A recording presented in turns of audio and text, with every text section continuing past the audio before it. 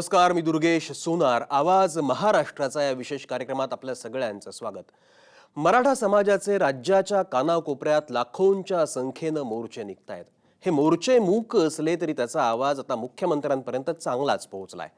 कालच नवी मुंबईत माथाडी कामगारांचा मेळावा झाला. त्या मेळाव्यात मुख्यमंत्र्यांनी मराठा मोर्चांची दखल घेतली. नुसती दखलच घेतली नाही तर आपण किती दिवस मुख्यमंत्रीपदी राहू याची पर्वा नाही, पण जेवढे दिवस मुख्यमंत्रीपदी राहू तेवढे दिवस परिवर्तनासाठी काम करू अशी ग्वाही देखील त्यांनी दिली. मराठा समाजाला आरक्षण देण्याची भूमिका सरकारची असल्याचंही त्यांनी काल स्पष्ट केलं. मराठा समाजातले बहुसंख्य लोक आर्थिकदृष्ट्या पिछाडीवरती आहेत, त्यामुळे त्यांना आरक्षण मिळावं ही आपल्या सरकारची भावना असल्याचं त्यांनी म्हटलंय. चर्चेतून या प्रश्नावर मार्ग काढू असंही ते म्हणालेत. एकूणच मुख्यमंत्र्यांच्या या वक्तव्याचा अन्वय लावायचा झाला तर त्यातून सरकारला मराठा मोर्चांची गंभीर दखल घेणं भाग पडल्याचं स्पष्टपणे जाणवतं. या वक्तव्यातून कुठेतरी मुख्यमंत्री धास्तावले तर नाहीत ना, की फक्त आश्वासनं देऊन ते मराठा समाजाची दिशाभूल करू पाहतायत? हा खरं म्हणजे चर्चेचा विषय आहे. विशेष म्हणजे मराठा समाजाच्या मोर्चांमधून ज्या मागण्या केल्या जात आहेत त्या पाहता त्याला सर्वपक्षीय नेत्यांचा पाठिंबाच आहे. त्या मागण्यांच्या विरोधात एकही राजकीय नेता बोलत नाही. सत्ताधारी आणि विरोधी पक्षातल्या सर्वच मराठा नेत्यांचाही मराठा मोर्चांसंदर्भात सुरात सूर असल्याचं चित्र आहे. मग एवढं मतैक्य असतानाही मराठा समाजाच्या मागण्यांवर तातडीनं विचार होऊन निर्णय का बरं होत नाही? ईबीसीची सवलत मर्यादा वाढवण्याचा विषय असेल किंवा मग मराठ्यांना आरक्षणाचा विषय असेल, यावर राज्य सरकार अनुकूल आहे तर मग लगेच निर्णय का बरं होत नाहीत? कुठेतरी प्रस्थापित नेत्यांनाच या मोर्चातल्या मराठा तरुण तरुणींनी थेट आव्हान दिल्यामुळे ही अस्वस्थता वाढू लागलेली आहे. स्वाभाविकच मुख्यमंत्र्यांनाही कुठे ना कुठे या विषयावरती टोकदार आणि थेट भूमिका घ्यावी लागणार आहे. फक्त भाषणात बोलून त्यावरती टाळ्या घेऊन चालणार नाही, तर थेट कृतीतून मराठा समाजाचा विश्वास संपादन करावा लागणार आहे. हा विश्वास संपादन करण्याची खरं तर मुख्यमंत्र्यांना नामी संधी आहे. या संधीकडे ते कसं पाहतायत, की फक्त राजकीय भांडवलाचा विषय म्हणून फक्त आश्वासन देतायत, की यात कुठेतरी मुख्यमंत्र्यांची खुर्ची डळमळीत झाली आहे? नेमकं काय चाललंय सध्या सगळं राजकीय वर्तुळामध्ये? हे सगळे कळीचे मुद्दे आहेत आणि याच मुद्द्यांच्या अनुषंगानं आपल्याला करायची आहे याची चर्चा, ज्याचा विषय आहे मराठा क्रांती मोर्चा मुख्यमंत्री धास्तावलेत की दिशाभूल करतायत. आणि त्यावर चर्चा करण्यासाठी माझ्यासोबत आहेत नेहमीप्रमाणे नामवंत पाहुणे. आमच्या परळच्या स्टुडिओमधनं आहेत राजकीय विश्लेषक हेमंत देसाई. हेमंत देसाई हे आपल्या आवाज महाराष्ट्राच्या कार्यक्रमामध्ये अनेक वेळा येत असतात. मराठा समाजाच्या एकूणच मोर्चांच्या संदर्भात त्या संदर्भातली सगळं राजकीय अनालिसिस सगळं जे आहे ते आपल्याला हेमंत देसाई यांच्याकडनं जाणून घ्यायचं आहे. स्टुडिओत माझ्यासोबत आहेत हेमंत पाटील, शिवसेनेचे नांदेडचे आमदार आहेत हेमंत पाटील. त्यांच्याशी सुद्धा आपल्याला शिवसेनेच्या भूमिकेतनं आणि एकूणच त्यांच्या भूमिकेतनं आपल्याला बघायचं आहे. परळच्या स्टुडिओमधनं राष्ट्रवादीच्या आमदार आणि प्रवक्त्या विद्या चव्हाण सुद्धा या कार्यक्रमामध्ये सहभागी होत आहेत. नाशिकमधून या कार्यक्रमात सहभागी होत आहेत हेमलता पाटील, काँग्रेसच्या प्रवक्त्या आहेत. त्यांच्याशी सुद्धा आपल्याला या मुद्द्याच्या अनुषंगानं बोलायचं आहे. आणि पुण्यामधून या कार्यक्रमात सहभागी होत आहेत संभाजी ब्रिगेडचे केंद्रीय निरीक्षक विलास पासलकर.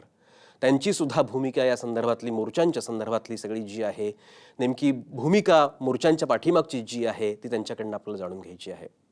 या चर्चेला सुरुवात करत असताना सगळ्यात पहिल्यांदा मला जायचं आहे संभाजी पासलकरांकडेच, विलास पासलकरांकडे जायचं आहे. संभाजी ब्रिगेडचे केंद्रीय निरीक्षक आहेत. विलास पासलकर, एकूणच मराठा समाजाचे जे मोर्चे गावोगावामध्ये निघत आहेत त्याच्या पाठीमागे एक विशिष्ट अशी धारणा आहे, त्यांच्या काही ठोस मागण्या आहेत. या मागण्यांच्या पाठीमागची भूमिका नेमकी काय आहे? म्हणजे काय आहे की आता गेल्या 30-40 वर्षामध्ये मराठा समाज मराठा आरक्षणासाठी संघर्ष करतोय. मराठा तरुण तरुणींना कॉलेजेसमध्ये ऍडमिशन मध्ये त्या तरुणांना ऍडमिशन मिळत नाहीये, नोकऱ्या मिळत नाहीये. यामुळे समाजामध्ये एक अस्वस्थता निर्माण झालेली आहे. शेतकऱ्यांच्या आत्महत्या होत आहेत. शेतकऱ्यांच्या मुलांना आज शिकण्यासाठी कुठल्याही प्रकारच्या सुविधा उपलब्ध नाहीये. म्हणजे आपण पाहिलं असेल नांदेड मराठवाड्याच्या विभागामध्ये एका शालेय विद्यार्थिनीला शाळेचा पास त्या ठिकाणी तिला आर्थिक परिस्थितीमुळे मिळाला नाही किंवा घेता आली नाही, त्यामुळे तिने आत्महत्या केलेली आहे. आणि म्हणून मराठा समाजाच्या अनेक प्रश्नांवरती मग अॅट्रॉसिटीच्या माध्यमातून सुद्धा जो गैरवापर होतोय त्या गैरवापरामधून या ठिकाणी समाजामध्ये अस्वस्थता आहे, शेतकऱ्याच्या संदर्भामधली अस्वस्थता आहे, जी जी आपली प्रतीक आहे छत्रपती शिवाजी महाराजांचं आंतरराष्ट्रीय स्मारक मुंबईमध्ये होतंय, गेल्या अनेक वर्षामध्ये त्या स्मारकाचा प्रश्न सुटत नाहीये. हे सरकार सत्तेवरती आलं, केंद्रातलं सरकार सुद्धा छत्रपती शिवाजी महाराजांचा आशीर्वाद घेऊन त्या ठिकाणी मतं मागितली, लोकांनी भरभरून मतदान केलं. आज राज्यामध्ये हे सरकार आहे, केंद्रामध्ये त्यांचंच सरकार आहे, परंतु ते छत्रपती शिवाजी महाराजांच्या स्मारकाचा प्रश्न सोडवत नाहीये. या ठिकाणी राष्ट्रमाता जिजाऊ आणि छत्रपती शिवाजी महाराज यांची देखील बदनामी करण्यात आली. त्यानंतर महाराष्ट्रामध्ये महाराष्ट्र भूषणच्या निमित्ताने समाजाचा एक उद्रेक झालेला होता की ज्या विषयामध्ये समाजाच्या भावना होत्या की आपण पुरस्कार देऊ नये, तो देखील या ठिकाणी सरकारने समाजाच्या भावना दाबून ठेवून तो पुरस्कार दिला. अशा अनेक विविध माध्यमातून मराठा समाजच्या भावना अतिशय तीव्र आहेत. म्हणजे आमच्या मुलांनी या मराठा समाजामध्ये जन्माला आलेले आहेत, हा काय त्यांचा गुन्हा आहे का? शिक्षण आणि नोकरीमध्ये त्यांना या ठिकाणी संधी उपलब्ध होत नाही आणि म्हणून या सगळ्याची अनेक वर्षाची जी खटखट होती ती या कोपर्डीच्या प्रकरणाच्या निमित्ताने बाहेर आली. अगदी बरोबर आहे विलास पासलकर.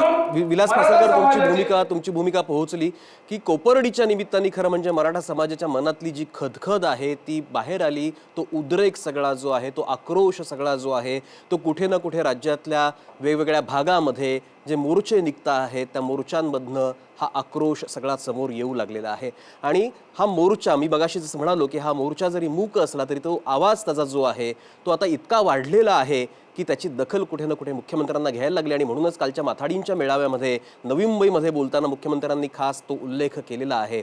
याच संदर्भात खरं म्हणजे सत्ताधारी भाजप पक्षाची जी भूमिका आहे ती आपल्याला खरं म्हणजे जाणून घ्यायची. मगाशी तो उल्लेख करायचा राहून गेला. केशव उपाध्ये सुद्धा या चर्चेमध्ये सहभागी होत आहेत. एकूणच भाजपची भूमिका काय आहे ही भूमिका जाणून घेण्यासाठी भाजपचे प्रवक्ते केशव उपाध्ये या कार्यक्रमामध्ये असणार आहेत. त्यांच्याकडे तर मी जाणारच आहे, पण त्याच्या आधी इतर वक्त्यांना मला बोलतं करायचं आहे, कारण हा विषय जो आहे तो अत्यंत महत्त्वाचा आहे. मराठा समाजाच्या अनुषंगानं हा सगळा विषय आपण बोलतो आहोत. मुख्यमंत्र्यांनी दखल तर घेतलेली आहे. मुख्यमंत्री पदाची खुर्ची राहील न राहील याची पर्वा मी करत नाही असं म्हणालेले आहेत मुख्यमंत्री. पण एकूणच चाललंय का राजकारणामध्ये? मराठा समाजाच्या संदर्भातल्या मागण्यांच्या संदर्भामध्ये राजकीय नेत्यांचं कधी नव्हे ते मतैक्य आपल्याला दिसतं आहे. सगळे राजकीय नेते पक्षाभिनिवेश विसरून या मोर्चामध्ये सहभागी होऊ पाहतायत. प्रत्येक जण, प्रत्येक राजकीय नेता मराठा समाजाच्या मागण्यांचं समर्थनच करतोय आणि असं असताना सुद्धा कुठेही ठोस निर्णय घेतला जात नाही. आणि हीच खरं म्हणजे अस्वस्थता आहे. हेमंत देसाई या संपूर्ण आत्तापर्यंतच्या ज्या काही घडामोडी चाललेल्या आहेत त्याच्याकडे तुम्ही कसं पाहतात? हेमंत देसाई.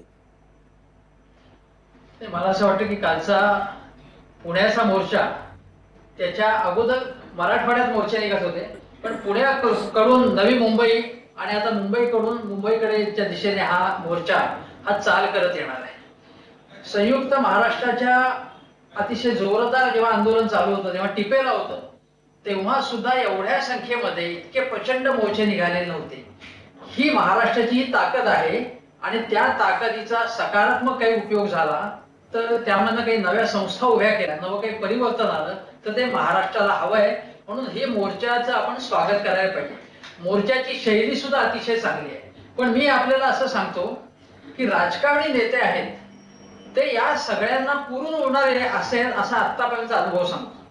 म्हणजे ज्या अजितदादा पवार यांनी परवाच मध्यंतरी असं विधान केलं की म्हणजे मराठ्यांनाच उद्देशून असं विधान केलं की त्यांना आता आपला अतिशय मागास आहोत असं दावे करतात, पण लग्नाच्या जेव्हा बोलणी असतात तेव्हा मात्र आपण कोणते श्रेष्ठ आहोत असं त्यांना म्हणायचं असतं. असे अजितदादा पवार सुद्धा मोर्चामध्ये सामील झाले. ठीक आहे, माझं काही म्हणणं नाही, सामील झाले ते. त्याच्यानंतर राष्ट्रवादी काँग्रेस, भारतीय जनता पक्ष, शिवसेना प्रत्येक जण टप्प्याटप्प्याने याच्यामध्ये सहभागी झाले. पहिल्यांदा या लोकांकडनं मोर्चेकरी आर्थिक काही मदत घेत नव्हते, पण आता ज्या बातम्या येत आहेत ते जीप गाड्यांपासून थेट पैशापर्यंत वेगवेगळ्या प्रकारची मदत करतात. म्हणजे सर्व पक्षी याच्यामध्ये सहमती आहे. आज आता जे पासलकर म्हणाले त्याच्यामध्ये त्यांनी भारतीय जनता पक्ष आणि शिवसेना यांच्या युतीच्या सरकारने 2 वर्षात काहीही केलं नाही म्हणून त्यांनी जी जंत्री मांडली. माझं म्हणणं असं आहे की कोपर्डीमुळे एकदम आक्रोश झाला हे ठीक आहे आणि त्याच्याबद्दल काही तक्रार करण्याचं कारण नाही. पण हा जो काही क्रायसिस, जो काही पेचप्रसंग निर्माण झालेला आहे, अगदी दुष्काळाच्या वेळी महाराष्ट्रामध्ये सातत्याने दुष्काळ गेले 4-5 वर्षात आले तेव्हा आणि त्यापूर्वीच्या काळामध्ये सुद्धा हेच प्रश्न होते. तेव्हा जे राष्ट्रवादी काँग्रेस असेल किंवा इतर पक्ष आता जे सत्तेत आहेत, जे आता कोणती सहानुभूती याला दाखवत आहेत, त्यांनी या संबंधी काही सर्वे केला होता का? आरक्षण सोडून द्या, आरक्षणाचा एक मुद्दा आहे. त्याच्या खेरीज मुख्यतः जो मराठी कुणबी जो शेतकरी समुदाय आहे, त्या शेतकऱ्यांच्या संकटाबाबत काही आपण मूलगामी उपाययोजना करायला पाहिजे. असं कोणी काही विचार केला का? असं त्याचा अभ्यास केला का? त्याच्यावरती काही उपाययोजना शोधल्या का? ते झालेलं नाही. त्यामुळे ही फसवणूक मागच्या सरकारने सुद्धा केली. शरद पवारांनी काही केलं नाही असं मी म्हणणार नाही, आधारभाव दिले, पण त्याच्या पलीकडे जे मूलगामी समस्या सोडवण्याची जी दृष्टी दाखवायला पाहिजे ती त्यांनी दाखवली नाही किंवा महाराष्ट्रातल्या इथल्या नेतृत्वाने दाखवली नाही. आत्ताचे जे सत्ताधारी आहेत त्यावेळी मुख्यमंत्री असं म्हणतायत की मराठा आरक्षणाच्या संबंधित जे काही पावलं नारायण राणे समितीच्या अनुषंगाने उचलली गेली म्हणजे त्याच्यामध्ये त्रुटी होत्या, त्यामुळे ते फेटाळण्यात आलं. आम्ही कायदा केला, इथं पूर्वी कायदा केला नव्हता, आम्ही कायदा केला. पण कायदा तुम्ही केला असला तरी तो कायदा त्याच्यात टिकला नाही, पुन्हा उच्च न्यायालयाकडे हे प्रकरण गेले, हे लक्षात घेतलं पाहिजे. आणि ते जेव्हा हा प्रतिष्ठेचा प्रश्न करतात की माझी सत्ता गेली तरी बेहतर, आणि तुमची सत्ता घालवायला असं थेट कोणी म्हटलं का तुम्हाला इथनं जायला पाहिजे? असं विधान एक नारायण राणे सोडता या प्रश्नाला अशा प्रकारचा पॉलिटिकल टर्न कोणी दिला नाही. मग मुख्यमंत्री स्वतः धास्तावले आहेत का? माझ्या मते मुख्यमंत्र्यांनी जी मुलाखत दिली त्या मुलाखतीमध्ये या प्रश्नांची सोडवणुकीसाठी काही त्यांनी उपाययोजना सांगितल्या होत्या. अण्णासाहेब महामंडळ जे आहे त्या महामंडळाच्या अनुषंगाने जास्त मदत द्यायची किंवा मेरिट मध्ये जे मुलं आहेत त्यांना जास्त प्रकारचं अर्थसहाय्य करायचं आणि मराठा तरुणांचं सक्षमीकरण करायचं, स्किल डेव्हलपमेंट करायचं, अशा प्रकारच्या त्यांनी उपाययोजना मांडलेल्या होत्या. तेव्हा ते म्हणत होते, त्याच्या अगोदर ते म्हणत होते की मला घालवायला इथे काही लोक बसलेले आणि आता ते म्हणतायत की माझी सत्ता गेली तरी बेहतर. म्हणजे ते घालवण्यामध्ये यशस्वी होतील अशी त्यांना भीती वाटते का की खात्री वाटते? माझ्या मते मुख्यमंत्री इथे राहणार की नाही हा प्रश्न नसून मराठा गोरगरीब विशेषतः मराठ्यांचं हित साधलं जाणार का नाही हा प्रश्न. अगदी बरोबर आहे. गोरगरीब मराठ्यांचं हित साधलं जाणार की नाही? हेमंत देसाई, तुमची भूमिका पोहोचली, मुद्दे पोहोचले. या मुद्द्यावरती मला आता विद्या चव्हाणांकडे जायचं. विद्या चव्हाण, ज्या पद्धतीने हेमंत देसाईंनी मांडणी केलेली आहे आणि ते करत असताना पहिल्या टप्प्यामध्ये त्यांनी काँग्रेस आणि राष्ट्रवादीच्या संदर्भामध्ये पण काही टिप्पणी केलेली आहे. एकूणच आता ज्या हालचाली एकूणच महाराष्ट्रामध्ये आपल्याला चाललेल्या दिसत आहेत मराठा समाजाच्या मोर्चांच्या निमित्ताने, त्याचा राजकीय अन्वय लावताना आपल्याला बऱ्याच गोष्टींचा विचार करायला लागतो. आत्ता निमित्त आहे मुख्यमंत्र्यांच्या कालच्या स्टेटमेंटचं, त्याच्यानुसार मुख्यमंत्री धास्तावलेत की दिशाभूल करतात हा एक भाग झालेला आहे. पण एकूणच राष्ट्रवादीची भूमिका काय या संदर्भातली? नाही, राष्ट्रवादीची भूमिका मराठ्यांच्या जे आरक्षणाच्या बाबत त्यांची मागणी आहे त्याच्यामध्ये म्हणजे निवडणुकांच्या आधी सुद्धा मराठा आरक्षण असेल, मुस्लिम आरक्षण असेल, याला पाठिंबा राष्ट्रवादी काँग्रेसने दिलेला आहे आणि राष्ट्रवादी काँग्रेसचा मराठा आरक्षणाला पाठिंबा पहिल्यापासूनच आहे. परंतु 2014ला जेव्हा फडणवीस सरकार आलं त्यांनी हे आरक्षण मिळावं म्हणून तसे प्रयत्न केलेले दिसत नाहीये आणि फडणवीस सरकारला असं कधीही वाटलं नाही की मराठा एवढ्या मोठ्या प्रमाणात मराठ्यांमध्ये एकजूट होईल आणि ते एकत्र येतील. आणि आज हे जे मोर्चे आपण बघतोय ते मोर्चे थांबायला तयार नाहीये. म्हणजे इतके दिवस आपल्याला वाटलं होतं की फक्त मराठवाड्यामध्ये मोर्चे निघतील, परंतु आता ते लोण विदर्भापर्यंत पोहोचलेले आहे आणि विदर्भाचे मुख्यमंत्री ज्यांना आता वाटत होतं की स्वतंत्र विदर्भाची मागणीच खूप मोठ्या प्रमाणात पुढे येते पण ती बाजूला पडलेली आहे आणि मराठा मोर्चे हे मोठ्या प्रमाणाने मराठ्यांची एकजूट संपूर्ण महाराष्ट्रामध्ये होते. आणि या मोर्चांचं वैशिष्ट्य म्हणजे या मोर्चामध्ये शांतपणा आहे, कुठल्याही हिंसक वळण घेतलेलं नाहीये, अगदी शांततेने आणि मोठ्या संख्येने तरुण मुली आणि महिला या मोर्चांमध्ये सहभागी होत आहेत आणि सगळ्यांची मागणी ही एकच आहे. आता असं म्हटलं जाते की चर्चा करायला तयार नाही, पण चर्चा काय, निवेदनं देत आहेत आणि त्या निवेदनामध्ये ज्या मागण्या आहेत त्याच्यामध्ये पहिली मागणी हीच आहे की मराठ्यांना आरक्षण मिळालं पाहिजे. आणि ही परिस्थिती अगदी निश्चितच या ठिकाणी मगाशी पवार साहेबांचा जो उल्लेख झाला की कृषी मंत्री असताना त्यांनी जे शेतमालाला भाव दिले ते वाजपेयी सरकारमधून पासून आतापर्यंत नव्हते एवढे चांगले भाव शेतमालाला मिळालेले आहेत. परंतु आज शेतकऱ्यांची परिस्थिती इतकी वाईट झालेली आहे आणि मोठ्या प्रमाणात मराठा समाज हा शेतकरी आहे. त्यामुळे त्या मागण्या ज्या निवेदनं जे दिले जात आहेत त्याचा तातडीने विचार व्हायला पाहिजे. पण फडणवीस सरकार विचार करताना दिसत नाहीये. त्यांची मागे टीव्हीवरती मुलाखत बघितली ती आणि कालचं त्यांनी जे नवी मुंबईमध्ये भाषण केलं माथाडींच्या याच्यामध्ये ते नुसतं आम्ही करणार आहोत पण आता केलं का जात नाही, अजून वेळ काढूपणा का चाललेला आहे. कदाचित मुख्यमंत्री धास्तावले तुम्ही म्हणतात, मुख्यमंत्री काय अनेक जण धास्तावलेले आहेत त्या मोर्चामुळे. विद्या चव्हाण तुमचा मुद्दा पोहोचला की फक्त मुख्यमंत्रीच नाहीत, तुमचा मुद्दा पोहोचला विद्याताई तुमचा मुद्दा पोहोचला की फक्त मुख्यमंत्रीच धास्तावलेत असं नाही. खरं म्हणजे सगळेच राजकीय नेते मग ते तुमच्या पक्षातले सुद्धा खरं म्हणजे धास्तावलेले आहेत आणि यामुळेच कुठेतरी मला वाटतं ही चर्चा करायला लागते. हेमलता पाटील, काँग्रेसची काय भूमिका आहे? काँग्रेसची भूमिका म्हणजे सगळ्यात महत्त्वाची या ठिकाणी एक गोष्ट मला सांगितली पाहिजे की या मराठी मोर्चाला कुठल्याही राजकीय फुटपट्टीमधून किंवा कुठल्याही राजकीय चष्म्यातून बघायला नको. यामध्ये कुठल्याही पक्षाची भूमिकापेक्षा मराठा समाजाची काय भूमिका आहे याच अँगलमधून याच्याकडे बघितलं पाहिजे. आणि काँग्रेस पक्षाचं जर म्हणाल तर मराठा समाजाने ज्या काही मागण्या मांडलेल्या आहेत त्या सगळ्या मागण्यांना काँग्रेस पक्षाचा पाठिंबा आहे. त्यामध्ये मुख्य भूमिका अशी आहे की कोपर्डीमध्ये जो आता अत्याचार झाला त्यांना फास्ट ट्रॅक कोर्टामध्ये हा खटला चालवून गुन्हेगारांना फाशी झाली पाहिजे, ज्यांच्यावर अजूनही चार्जशीट दाखल झाली नाहीये आणि त्याच्याबद्दलही काही सरकारची भूमिका स्पष्ट कळत नाहीये. दुसरी गोष्ट मराठ्यांच्या आरक्षणाचा जो प्रश्न आहे त्या आरक्षणाच्या मागणीसाठी मराठा समाज रस्त्यावर उतरलेला आहे. आणि तिसरी गोष्ट म्हणजे अॅट्रॉसिटीच्या कायद्याचा जो गैरवापर होतोय तो गैरवापर रोखण्यासाठी सरकारने काहीतरी त्याच्यामध्ये सुधार केला पाहिजे. अशा ह्या 3 मुख्य मागण्या आहेत आणि त्या तिन्ही मुख्य मागण्यांना काँग्रेस पक्षाचा पाठिंबा आहे आणि काँग्रेस पक्ष हा मराठा समाजाबरोबर या 3 मागण्यांसाठी आहे. या 3 मागण्यांसाठी मराठा समाजाबरोबर काँग्रेस पक्ष आहे असं तुम्ही म्हणतात. मला आता सत्ताधारी पक्षाचे जे 2 प्रवक्ते आहेत त्याचे प्रतिनिधी आहेत, आमदार हेमंत पाटील शिवसेनेचे आता माझ्यासोबत स्टुडिओमध्ये आहेत. आमदार हेमंत पाटील, तुम्ही नांदेडचं प्रतिनिधित्व करता. एकूणच मराठ्यांची जी खतखत सध्या आपल्याला दिसते आहे, रस्त्यावरती मराठा समाज उतरलेला आहे, ही वेळ त्यांच्यावरती आलेली आहे आणि त्याची दखल अजूनही सरकारी पातळीवरती म्हणावी तशी घेतली जात नाही. आणि कुठे आता जी दखल घेतली गेली आहे त्याही वेळेला मुख्यमंत्री म्हणतात की माझी मुख्यमंत्रीपदाची माझी खुर्ची गेली तरी 72 पण मी परिवर्तनाची लढाई लढत राहणार. मग असं मुख्यमंत्र्यांना म्हणायला लागतं पण निर्णय मात्र अजून होत नाही. तुम्ही सांगा हेमंत पाटील, शिवसेनेच्या भूमिकेतनं तुम्ही या सगळ्या प्रश्नाकडे कसं पाहतात? खरं म्हणजे शिवसेनेनं अतिशय गांभीर्यानं हे मोर्चे घेतलेले आहेत. माननीय उद्धवजींनी भूमिका मांडलेली आहे. याच्यासाठी एक खास अधिवेशन बोलवलं जावं अशी मागणी उद्धवजींनी केलेली आहे. दसऱ्या मेळाव्यामध्ये सुद्धा या संदर्भामध्ये बोलणार आहेत. मला तर खरं असं वाटतं की हे जे मोर्चे निघत आहेत हे कोणी आज देवेंद्र फडणवीस मुख्यमंत्री झाले, ब्राह्मण मुख्यमंत्री म्हणून निघत आहेत असाही विषय नाही. याच्या पाठीमागं गेल्या 50-60 वर्षामध्ये जी काही धोरणं राबवली गेली आणि आज जी आर्थिक परिस्थिती मराठा समाजाची झालेली आहे ही मोठ्या प्रमाणामध्ये याच्या पाठीमागची खतखत आहे. खरं म्हणजे अनेक ठिकाणी बोलल्या जातं की सगळे आमदार मराठा समाजाचे आहेत, आत्तापर्यंत मुख्यमंत्री मराठा समाजाचे झाले, जिल्हा परिषदा यांच्या ताब्यामध्ये होत्या, सहकारी बँका, साखर कारखाने यांच्या ताब्यामध्ये होते. खरं जर ही सगळी मोजदाद जर केली, साधारणतः महाराष्ट्राची एक 12-12.5 कोटी जर लोकसंख्या धरली त्याच्या 40 ते 50% आपण मराठा समाज धरतो. पण सगळे जर राजकीय नेते किंवा हे जर सगळे संस्था चालक पकडले तर ही सगळी माणसं मिळून किती होतील? ही माणसं साधारणतः 25,000 ते 50,000 लोक होतील.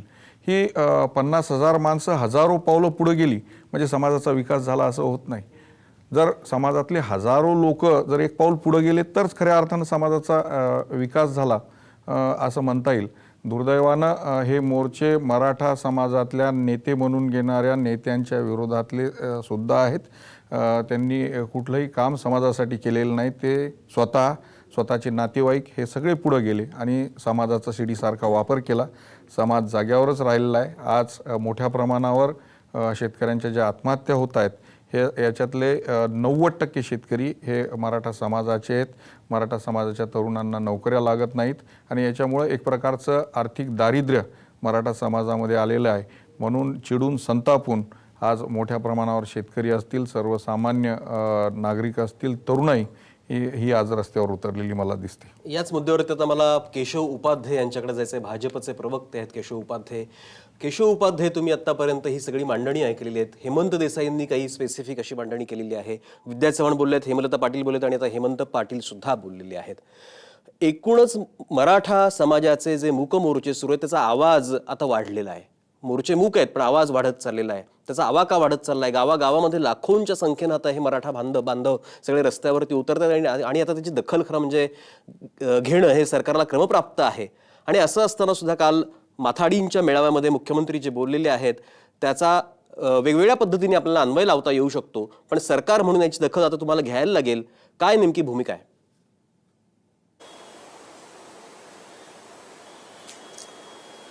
दुर्गेशजी, सगळ्यात प्रथम सरकारने याची दखल ऑलरेडी घेतली आहे, त्यामुळे त्यात काही दुमताचं कारण नाही. एक पहिला मुद्दा.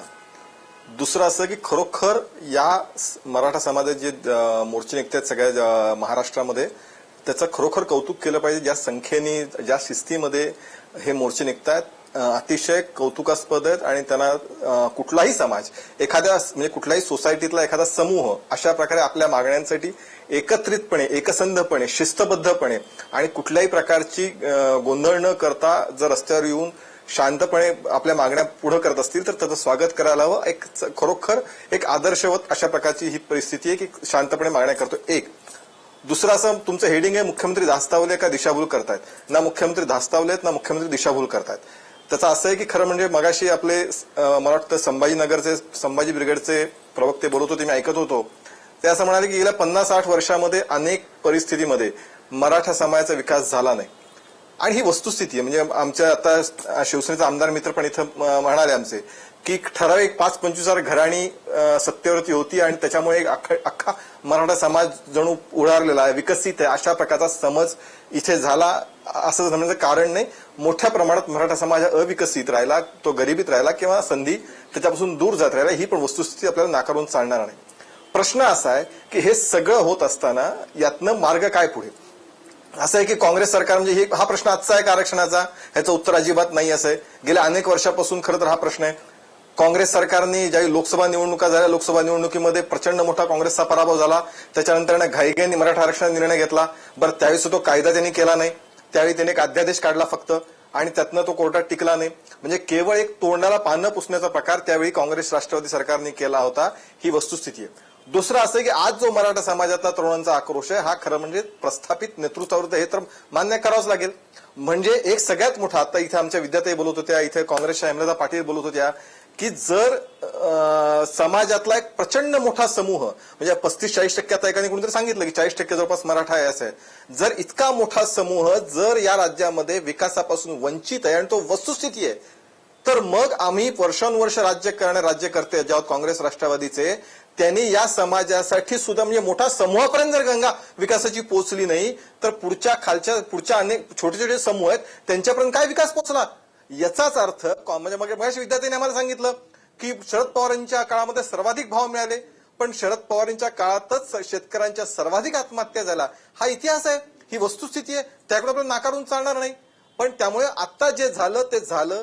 एक प्रकारे काँग्रेस राष्ट्रवादी असतील की बाकीच्यांनी, मला त्या पुन्हा राजकीयाच्यात जायचं नाही. आता समोरचा प्रश्न असा आहे की कशा पद्धतीने या सरकार पुढे मार्ग काढणार. आता प्रश्न असा, एकाने आता ताईने एक प्रश्न उपस्थित केला की फास्ट ट्रॅक कोर्टात चालवावं. ते ऑलरेडी फास्ट ट्रॅक कोर्टात दिलाय, उज्ज्वल निकामासारखा वकील दिलाय. आता त्या केसमध्ये कुठल्याही प्रकारची दोष राहू नयेत, त्रुटी राहू नयेत, यासाठी ज्या काही गोष्टी करणं आवश्यक असतील त्यानुसार ती चार्जशीट किंवा बाकीचे विषय पूर्ण होतील. शेवटी न्यायालय वेगाने निकाल लागा असे प्रयत्न नक्की केले जातील. एक पहिला मुद्दा कोपर्डीचा. दुसरा त्यातला सगळ्यात आणखीन मुद्दा की सरकार पुढे काय करणार. असं आहे की ज्या गोष्टी एक अध्यादेश सरकारने काढला तो कोर्टात टिकला नाही. काँग्रेस राष्ट्रवादीच्या काळातच त्याच्याबद्दल कोर्टामध्ये हिअरिंग झालं. हे सरकार आल्यानंतर फक्त निकाल दिला कोर्टाने, हिअरिंग झालं नाही. त्यामुळे आता अशा पद्धतीची गोष्ट पुन्हा घडू नये यासाठी विनोद तावडेच्या नेतृत्वाखाली त्यात अजित पवार सुद्धा असतात, सर्व राजकीय पक्षांचे पुढारी असतात. मगाशी आणखीन एक विषय आला की काय शेतकऱ्यांच्या आत्महत्या. 70,000 कोटी जे खर्च सिंचनात झाले ते जर नीट सिंचन झालं असतं तर अनेक शेतकऱ्यांना पाणी मिळालं असतं. ही वेळ कदाचित आली नसती. पण ठीक आहे, तोही झालं तर या पुढच्या कोर्टामध्ये पण टिकलं पाहिजे, योग्य पद्धतीने मार्ग काढून. आरक्षणाचा जो मुद्दा आहे, मुख्यमंत्र्यांनी स्वतः सांगितलं की आरक्षण मिळालं पाहिजे समाजाला. आता हाताळायला प्रश्न, मग मुख्यमंत्री असं का बोलले, मी गेलो तरी चालेल. अशा शेवटी एखाद्या प्रश्नामागची प्रखरता असते बोलण्याची, की मी हा प्रश्न सोडवणार आहे. केशव उपाध्ये तुमचा मुद्दा पोहोचला.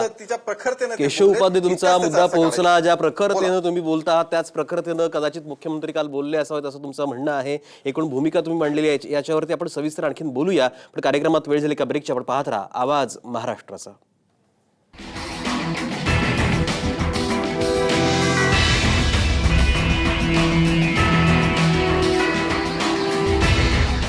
नमस्कार. ब्रेक नंतर आपल्या सगळ्यांचं स्वागत. आपण चर्चा करतो आहे मराठा समाजाचे जे मूक मोर्चे निघता आहेत त्याच्या पार्श्वभूमीवरती काल मुख्यमंत्र्यांनी जे स्टेटमेंट केलं त्याच्या अनुषंगाने आपण बोलतोय की मुख्यमंत्री धास्तावले आहेत, की दिशाभूल करता आहेत, की त्यांना आणखीन काही खरंच याच्यामध्ये करायचं आहे. जसं केशव उपाध्यांनी काही ठोस मांडणी करण्याचा प्रयत्न केला आणि ते असं म्हणाले की प्रखरतेनं बोलताना कदाचित ते असं बोलू शकतात, आणि त्याच प्रखरतेनं केशव उपाध्ये सुद्धा काही मांडणी करत होते. मला परत केशव उपाध्यांकडे जायचं आहे. केशव उपाध्ये खरं म्हणजे एका अर्थाने ही तुमच्या सरकारसाठी, भाजप शिवसेना सरकारसाठी ही उत्तम नामी अशी संधी आहे. आत्ताच्या क्षणाला जर तुम्ही तो निर्णय ठोस व्यवस्थित घेतला तर कदाचित हा लाखोंच्या संख्येनं रस्त्यावरती उतरलेला मराठा समाज हा तुमच्या बाजूने उतरेल.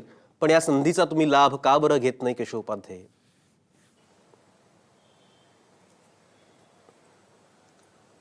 दुर्गेशजी, सगळ्यात पहिल्यांदा भूमिका स्पष्ट करतो, प्रत्येक भूमिका ही राजकीय पद्धतीने विचार करण्याची माझ्या पक्षाची नाही. आमची इच्छा अशी आहे, मूलभूत इच्छा अशी आहे, आणि आम्हाला म्हणजे मराठा समाजाच्या विकासासाठी, मराठा समाज जो वर्षानुवर्ष एका विकासापासून दूर आहे, त्याच्यामध्ये गरिबीचे अनेक प्रश्न त्यांचे गंभीर आहेत, याच्यातनं मार्ग पुढे काढायचा असेल तर तो नक्की ठोसपणे काढला पाहिजे. जी चूक काँग्रेस राष्ट्रवादीने केली, घाईघाईत तोंडाला पानं पुसायची होती मराठा समाजाच्या, म्हणून एक अध्यादेश काढला जो कोर्टात टिकला नाही, अशा प्रकारची चूक आम्हाला करायची नाही. आम्हाला मनापासून असं वाटतं की मराठा समाजाचा विकास झाला पाहिजे आणि त्या दृष्टीनं जो आवश्यक कायदा करायचा तशा पद्धतीचंच धोरण पुढच्या काळामध्ये सरकारचं असेल. नंबर 1. नंबर 2, केवळ म्हणजे आरक्षण हे दिलं पाहिजे, त्याला दुमतचं कारण नाही, पण त्याशिवाय मराठा तरुण केवळ नोकऱ्या मागणारा असता कामा नये तर नोकऱ्या देणारा झाला पाहिजे. रोजगार निर्मितीत वाढ झाली पाहिजे. या पद्धतीचा विचार आपल्याला करावा लागेल. त्यामुळे तशा पद्धतीचं राज्यातलं एकूण औद्योगिक धोरण, बाकीच्या ज्या योजना आहेत त्या पद्धतीचे आता आमचं सरकार आखतंय, आणि त्यातनं अधिक चांगल्या पद्धतीने केवळ मराठाच नाही तर हा जो समाज एकूण महाराष्ट्राच्या विकासाची प्रत्येक तरुण, ज्याची प्रत्येकाची अपेक्षा आहे, या राज्यात तरुणाची संख्या मोठ्या प्रमाणात आहे आणि त्याच्या प्रत्येकाच्या आशा आकांक्षा आहेत, त्या आशा आकांक्षांना उत्तर देण्याचा, शोधण्याचा प्रयत्न प्रामाणिकपणे सुरू आहे. आणि त्यातनं अनेक निर्णय, मोठ्या प्रमाणात परकीय गुंतवणूक, अनेक मोठे मोठे उद्योग आता महाराष्ट्रात सुरू होत आहेत. हे त्याच्याचमुळे सुरू होत आहेत. मुद्रा बँक सारख्या योजना ज्या आम्ही आणल्या की ज्यातनं मुस्लिम, मराठा अनेक समाजातले तरुण त्यातनं पुढे येऊन कर्ज काढून आज उद्योगधंदे सुरू करतायत. त्यामुळे त्याला नोकरी तर मिळाली पाहिजे, आरक्षण मिळालं पाहिजे, शिक्षणासाठी प्रवेश मिळालाच पाहिजे, पण त्याचबरोबर तो स्वतःच्या पायावर उभा राहायला पाहिजे, कार्यक्षमपणे उभा राहायला पाहिजे. ही आमची भूमिका आहे. त्यामुळे घाईघाईने जे काँग्रेस राष्ट्रवादीने केलं आणि ते कोर्टात टिकलं नाही. केशव उपाध्ये तुमची भूमिका पोहोचली. मला आता केशव उपाध्ये तुमची भूमिका पोहोचली. मी समाज एक मिनिट दुर्गेश, 30 सेकंद बरं बोला. 30 सेकंद मुळामध्ये त्यातनं त्यांनी सांगितलं की 30 सेकंद मी प्रत्येकाशी, समाजातला प्रत्येक घटकाशी चर्चा करतोय. चर्चा मी ऑलरेडी सुरू केली आहे. पुढच्या काळात विविध राजकीय पक्षांशी चर्चा करेल. मुळात मराठा आरक्षणाविषयी सर्वपक्षीय बैठका, ज्यात अजित पवार सर्व पक्षाचे नेते असतात, अशा बैठका नियमित सुरू आहेत. त्यामुळे पुढच्या काही दिवसामध्ये याचं ठोस स्वरूप आपल्याला दिसायला लागेल. येत्या काही दिवसामध्ये ठोस स्वरूप दिसायला लागेल असं केशव उपाध्ये म्हणतायत. आणि केशव उपाध्ये असं म्हणाले की ज्या पद्धतीने काँग्रेस आणि राष्ट्रवादी काँग्रेसच्या सरकारनं घाईघाईनं निर्णय घेऊन जी चूक केली ती चूक आम्ही करणार नाही, कदाचित आम्ही वेळ घेऊ पण आम्ही काहीतरी चांगलं करू असं म्हणतायत. विद्याताई, या भूमिकेशी तुम्ही सहमत आहात का की तुम्ही खूप घाईघाई केली आणि त्यामुळे चुकीचा निर्णय झाला? विद्या चव्हाण बोला.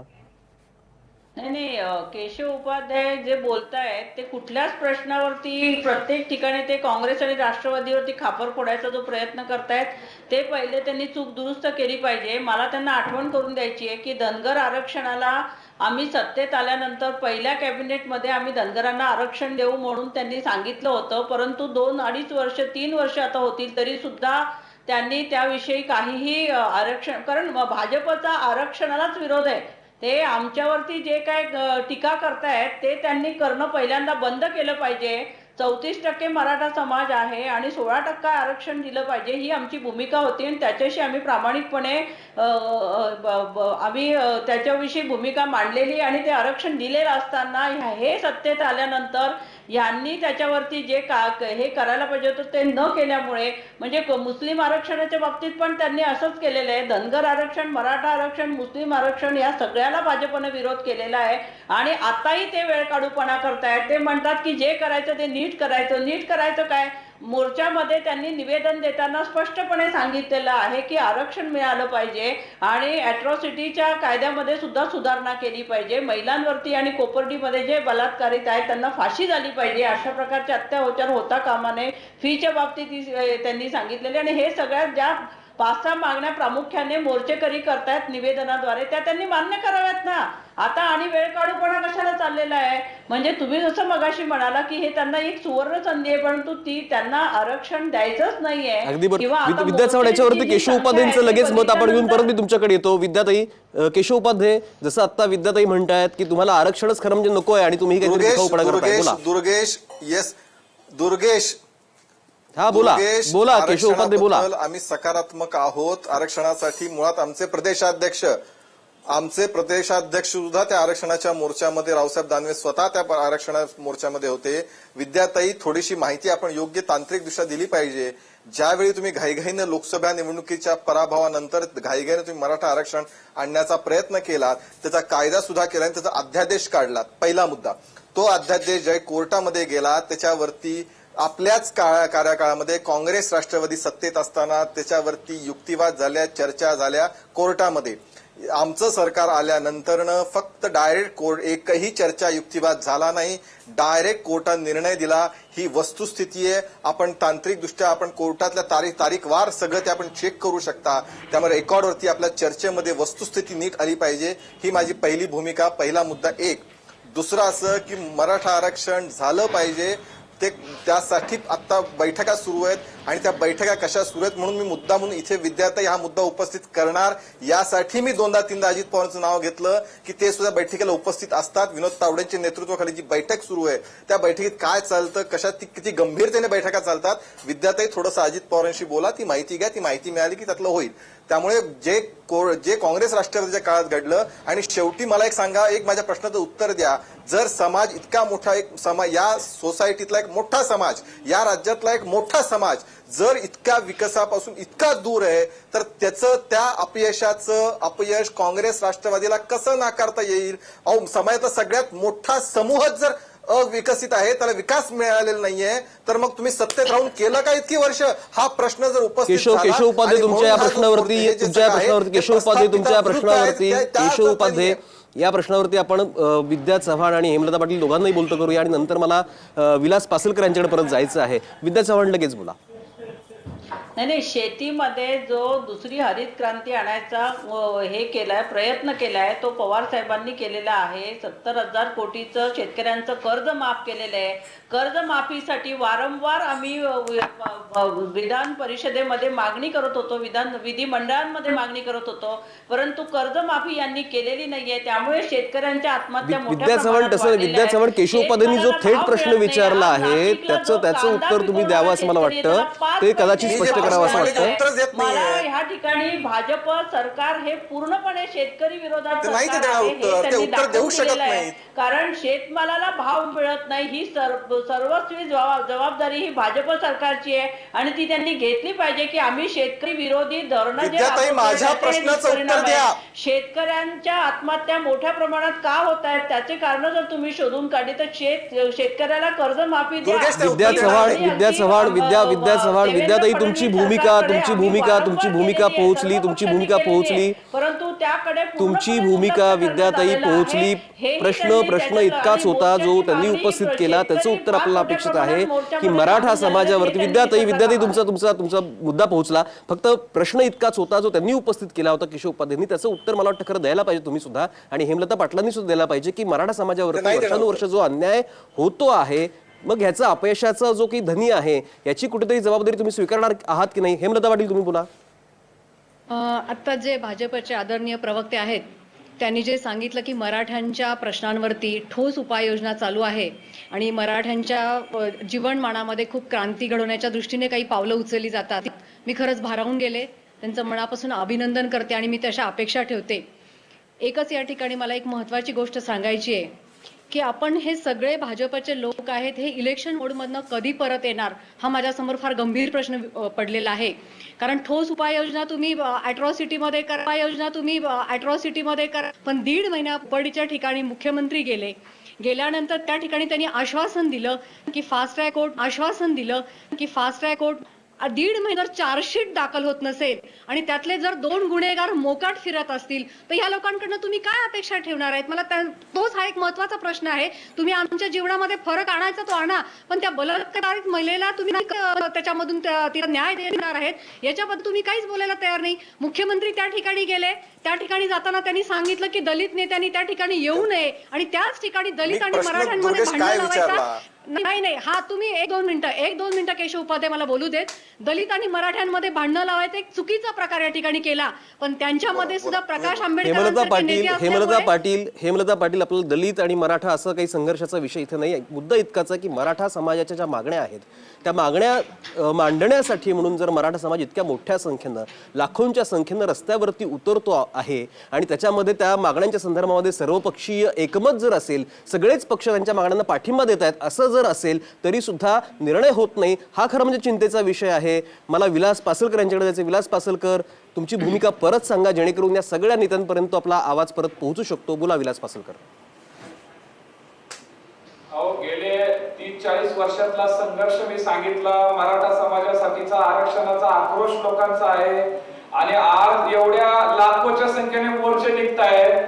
साध्या कपिल शर्माच्या एका ट्विट साठी मुख्यमंत्री त्याला त्या ठिकाणी लगेच उत्तर देतात, त्याची दखल घेतात. म्हणजे लाखो समाज हा आक्रमक समाज, संपूर्ण इतिहासामध्ये ज्या समाजाची नोंद आहे तो समाज आज रस्त्यावरती शांततेच्या मुकमोर्चाच्या माध्यमातून निघतोय. संपूर्ण कुठेही कायदा व्यवस्था निर्माण होणार नाही याची दखल घेतोय. मोर्चे झाल्यानंतर स्वच्छता करतोय. या देशालाच नव्हे तर जगाला एक मोठं आश्चर्य निर्माण झालेलं आहे की हा समाज एवढा लढवई असताना इतका शांततेच्या मार्गाने हे मोर्चे काढतोय. मग मुख्यमंत्री साधी याची छोटीशी सुद्धा दखल घेत नाही. अगदी बरोबर. विलास पासलकर आपला वेळ संपत आहे म्हणून मी तुम्हाला थांबवतो. विलास पासलकर, एक मिनिट मला बोलू द्या. बोला. साधारणतः 9 ऑगस्टला क्रांती मोर्चाची सुरुवात झालेली आहे. आजपर्यंत काल मुख्यमंत्र्यांनी मुंबई मधल्या त्या ठिकाणी आपलं मत व्यक्त केलं की माझी सत्ता किंवा हे मी सामाजिक परिवर्तनाचं काम करत राहणार. मला असं वाटतं की त्यांनी रायगडावरती सुद्धा भावनिक आवाहन केलं की मला टकमक टोकावर लुटून द्या, 500 कोटी रुपयाचा रायगडाचा निधी उपलब्ध करून देतो. त्यावरती काही होत नाही. धनगर आरक्षणाचा प्रश्न आहे, राजकीय सत्तेमध्ये आले, त्यानंतर समाजामध्ये आज वेगवेगळ्या विषयाचं जाऊ द्या, परंतु आज मराठा समाजाचे एवढे मोर्चे होत असताना तुम्ही समाजाचा संयम सुटल्यानंतर या देशामध्ये जे जाटांचं आंदोलन झालेलं असेल, गुजरातमध्ये आंदोलन झालेलं असेल पटेलांचं, किती राष्ट्रीय संपत्तीचं किती नुकसान झालेलं आहे, तुम्ही मराठा समाजाच्या संयमाचा किती अगदी बरोबर. विलास पासलकर तुमची भूमिका पोहोचली की मराठा समाजाच्या, माझा वेळ संपत आला. विलास पासलकर माझा वेळ संपत आलाय म्हणून तुम्हाला थांबवतोय. मराठा समाजाच्या संयमाचा अंत पाहू नये असं तुमची अपेक्षा आहे. त्या मुद्द्यावरती केशव उपाध्यायांना मी बोलतं करणार आहे, पण त्याच्या आधी मला फक्त दोघांकडे काही सेकंदांसाठी जायचं आहे. हेमंत पाटील, शिवसेना, तुम्ही सत्ताधारी पक्ष आहात, भाजपसोबत तुम्ही सत्तेमध्ये आहात, अशा प्रसंगामध्ये हा विषय पुढे नेण्यासाठी तुम्ही काय करणार? खरं म्हणजे याच्या पाठीमागची जी मूळ कारणं आहेत ही आर्थिक दुर्दशा जी मराठा समाजाची झालेली आहे ही मोठ्या प्रमाणामध्ये झालेली आहे. हा समाज जगाचा पोशिंदा आहे, शेतकरी आहे, परंतु आज त्याच्या शेतीमालाला भाव नाही. कर्जमाफी हा मुद्दा आहेच, कर्जमाफी निश्चित झाली पाहिजे, परंतु त्याच्यावर कर्ज होण्याची वेळ का आली? आज भारत देश स्वातंत्र्य होण्याच्या पूर्वी जिथं 1 क्विंटल कापूस विकला तर 250 रुपये यायचे आणि 150 रुपये तोळा सोनं होतं. आज 10 क्विंटल कापूस विकला तर 1 तोळा सोनं येत नाही. ही जी धोरणं राबवली गेली स्वातंत्र्यानंतरची, त्याच्यामुळं आज त्याच्यावर आत्महत्या करायची वेळ आलेली आहे. मराठा तरुणांना आज नोकऱ्या नाही आहेत. व्यापारामध्ये मराठा तरुण आर्थिक भांडवल नसल्यामुळं तो आज कुठेही व्यापारामध्ये टिकत नाही आहे. ही मूळ असंतोषाची कारणं आहेत आणि निश्चित स्वरूपामध्ये शेतकऱ्यांसाठी स्वामीनाथन आयोग हा लागू झाला पाहिजे आणि शेतीमालाला उत्पादन खर्चावर हमीभाव जर मिळाला तर निश्चित शेतकरी सुखी होईल. पर्यायानं जो मोठ्या प्रमाणामध्ये महाराष्ट्रामध्ये हेमंत पाटील, शेतकरी खरं हे तुम्हालाच करायचं, मराठा तुम्ही समाजाचा सत्तेमध्ये सहभागी असल्यामुळे आहे, निश्चित तुम्हालाच स्वरूपाची करायचं आहे. ती आमची भूमिका मागणी तशी असणार मांडा. आहे. उद्योजींकडे आम्ही मांडलेली आहे आणि सकारात्मक भूमिका शिवसेनेने या संदर्भामध्ये घेतलेली आहे. मला आता हेमंत देसाईंकडे जायचं. हेमंत देसाई, माझा खरं वेळ संपत आलाय, पण मी तुमच्याकडे मुद्दामून थोडं उशिरा आलो. त्याचं कारण असं होतं की हे राजकीय नेते आता बोलतच राहतील, आरोप प्रत्यारोप होतच राहतील, पण हा विषय जर खरंच समूळ संपवायचा असेल आणि मराठा समाजाच्या ज्या काही मागण्या आहेत, रास्त मागण्या आहेत, त्याला न्याय द्यायचा असेल तर काय केलं पाहिजे आणि या संपूर्ण प्रकरणाचं अनालिसिस तुम्ही कसं करताय? प्रत्यारोपांच्या पलीकडे जाऊन स्पष्टपणे भूमिका आपण मांडली पाहिजे. एक तर 3 मागण्या ज्या आहेत त्या कोपर्डीबाबत जर काही तक्रारी असतील, आता काय फास्ट ट्रॅक कोर्ट वगैरे, तर तो प्रश्न काय आहे तो सुटण्यासारखा आहे. म्हणजे त्याच्याबद्दल न्याय दिलाच पाहिजे, सगळ्यांचं एकमत आहे. पण याच्या पुढच्या काळामध्ये सुद्धा अशा प्रकारचे अत्याचार होता कामा नये, यासाठी कायदा आणि सुव्यवस्था परिस्थितीमध्ये प्रचंड सुधारणा होण्याची आवश्यकता आहे. दुसरी गोष्ट जी ते ॲट्रॉसिटी कायद्याची आहे, ॲट्रॉसिटी कायद्यामध्ये जी दुरुस्ती सुधारणा जे काही करायचं आहे ते लोकसभेने आणि राज्यसभेने करायचं आहे, त्यामध्ये महाराष्ट्र सरकारचा थेट समावेश होत नाही. आणि तिसरी गोष्ट जी आहे ती मराठा आरक्षणाची, ते आता कोर्टामध्ये आहे. जर न्यायालयाने हे फेटाळून लावलं आरक्षणाची मागणी, तर ह्या मोर्चेकरांचं जे काही नेतृत्व असेल नसेल त्यांची भूमिका काय असेल. मी माझ्या मते मोर्चेकरांची ताकद सगळी दिसली, पण त्यांची मागणी जी आहे ते वेगवेगळ्या मागण्या वेगवेगळ्या पद्धतीने केल्या जातात. मी एकदा हे म्हणायचं कोपर्डी, एकदा म्हणायचं आरक्षण म्हणायचं, एकदा म्हणायचं ॲट्रॉसिटी म्हणायचं, एकदा म्हणायचं बाबासाहेब पुरंदरे, एकदा म्हणायचं छत्रपतींचं स्मारक. माझ्या मते टोकदार मागणी केली पाहिजे आणि ती जी मागणी असेल तर ती आरक्षणाची मागणी जर मान्य झाली नाही तर त्याच्यावरनं मार्ग काय काढायचा की गरीब मराठा मुलांचं शिक्षण कसं करायचं आणि त्यांना नोकरी कशी मिळवून द्यायची, याच्यामधनं आपल्याला मार्ग काढला पाहिजे. आरक्षण मिळालं नाही तरी सुद्धा त्याच्यातनं कसा मार्ग काढता येईल हे बघितलं पाहिजे. दुसरी गोष्ट म्हणजे महाराष्ट्राच्या या सगळ्या मोर्चांमधनं असं दिसतंय की सत्ताधारी पक्ष आणि विरोधी पक्ष दोघांचं शेतकरी नेतृत्व जे आहे ते अतिशय कमी पडलेले आहे. एकीकडे आपल्याकडे शेतकरी कामगार पक्ष होता, शरद जोशींची संघटना होती, काँग्रेस पक्षाची पाळंमुळं सुद्धा ग्रामीण भागामध्ये रोवली गेलेली होती, पण त्यांचं आता नेतृत्व जर बघितलं आपण ते शेतीमधनं असं तरावून आलेलं आणि शेतकऱ्यांचे प्रश्न तळमळीने मांडावे असं नेतृत्व अगदी बरोबर आहे हेमंत देसाई. हेमंत देसाई, तुम्ही शिवसेनेमध्ये अगदी बरोबर आहे. हेमंत देसाई, माझा वेळ संपलाय म्हणून मी तुम्हाला थांबवतो की एकूणच शेतकरी नेतृत्व जे पाहिजे होतं तसं नेतृत्व आत्ताच्या सत्ताधारी दोन्ही पक्षांमध्ये नसल्यामुळे कदाचित हा संपूर्ण संघर्ष उभा राहिला की काय अशी स्थिती आहे. पण एकूणच हा प्रश्न फार महत्त्वाचा आहे. मराठा समाज ज्या पद्धतीने जो आक्रोश रस्त्यावरती व्यक्त करतो आहे त्याची दखल कुठे ना कुठे आता सरकारी पातळीवरती घेतली गेलेली आहे, पण त्याच्यावरती जी अंमलबजावणी व्हायला पाहिजे, ज्या फोर्सफुली आणि त्याचा कृती आराखडा जो व्हायला पाहिजे तो मात्र होताना दिसत नाही. ती इच्छाशक्ती अजूनही राजकीय नेत्यांमध्ये, मग ती सत्ताधारी असतील नाहीतर विरोधक असेल, त्यांच्यामध्ये दिसत नाही आणि त्याच्यामुळे फक्त या मुद्द्याचं राजकारण होत चाललंय की काय अशी कुठेतरी मनामध्ये भीती आहे. फक्त मुद्दा इतकाच आहे की मराठा समाजाच्या मागण्यांच्या निमित्तानं एकूणच राजकीय वातावरण ढवळून निघत असताना त्याला कुठे ना कुठे जो तळागाळातला मराठा तरुण वर्ग आहे, तरुणी आहेत, त्यांना कुठेतरी योग्य समान संधी मिळावी ही खरं म्हणजे अपेक्षा आहे. याच नोटवरती सगळ्या मान्यवर नेत्यांचे मी आभार मानतो, वक्त्यांचे आभार मानतो. उद्या पुन्हा भेटूयात एका नवीन विषयासह. तोपर्यंत नमस्कार.